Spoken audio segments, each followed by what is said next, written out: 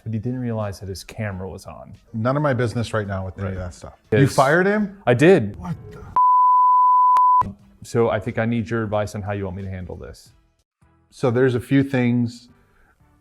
I think we need to unwind his firing, if you know what I mean. And here's why. I think you need to talk to the client first. Tell him that we are 100% in agreement to immediately terminate his contract, which we kind of did. Right. However, we don't know the damage it's going to cause the client.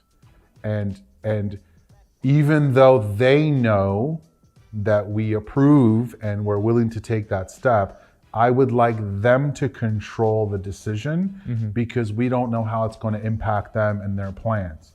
So if you can, you got to figure out a way to unwind this deal with him. But before you talk to him, try to talk to the client and ask them, because our response to this would be immediate termination. Right. Obviously, I think they do deserve an apology, although it's not really in our control to control human beings.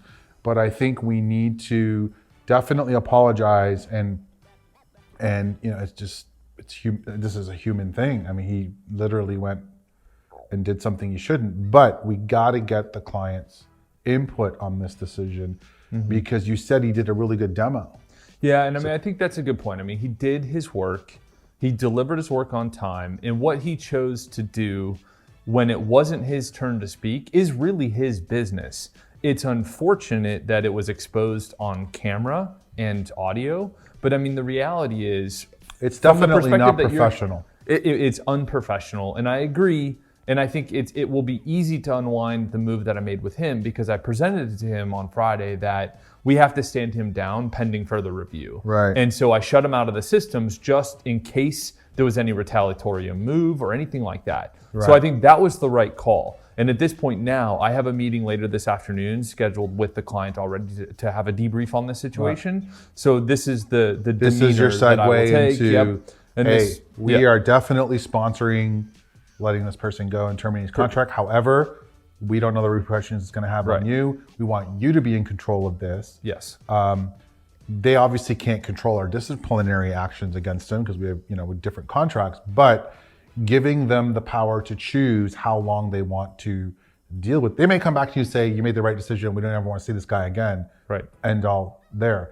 But, if he's the anchor there and he just, But also if it takes a little time, a week, 2 weeks, I mean, something. And they're a part of that decision, so that's the right call, for sure. I think that's kind of the way we do it and see what they say. I definitely am going to reach out to them when you've had this conversation just to kind of get a feel for what's our risk profile here? What if they're completely upset about this and maybe threaten to sue us or something like this? Do they we have any can't. liability The here? reality is they can't threaten to sue us because this is a person who's done something, I mean, I got to probably talk to our attorneys, but what's illegal about having sex? Right. He wasn't doing it in person. He thought his camera was off. He thought he was muted. And he thought he was done with the meeting. With the meeting. So it's like, walking into a hotel room with a set of keys, the reception made a mistake and you see two people having sex. Are you going to go, yeah, it looks really bad. Sure. But I get the optics of that. But so what time is your call with the client? I'm meeting with John and Andy at 3:00 today. At 3:00 today? Yeah. Okay.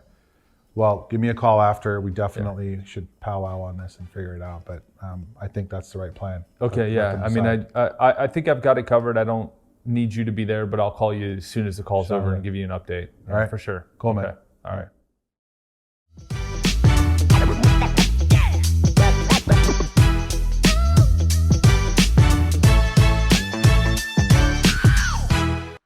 All right, so this was definitely a very hard situation to have to deal with.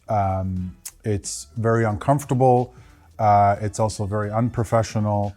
And the reason why I made the recommendation to Josh to go back to the client, see what they wanted to do, because ultimately the power should rest with them, because the yanking of a developer, especially under these types of enterprise environments, could cause more harm than trying to prove your point. I know it doesn't go with the normal business theories of, you got to stand up for, a policy violation, but there needs to be a human element involved and also a corporate responsibility to our end client and let them make the choice. We told them the decision we had made was to enforce that this was definitely unprofessional and they will be removed from TopDevz. This will be their last TopDevz project.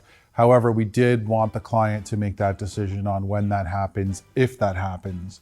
The reality is, I don't believe he did anything illegal. It was a very uncomfortable situation in which he compromised himself, compromised his family, compromised, our brand to some extent. We definitely don't want this stuff associated with our brand. But at the end of the day, we're dealing with human beings, and this is the nature of why we're shooting these videos.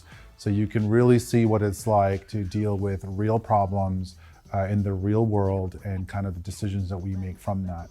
So I'm really hoping that giving the power to the client to make the decision on what to do with this person as it relates to their engagement with them will yield us more benefits than harm in the short term, and we'll see what happens. Until next time, onwards and upwards.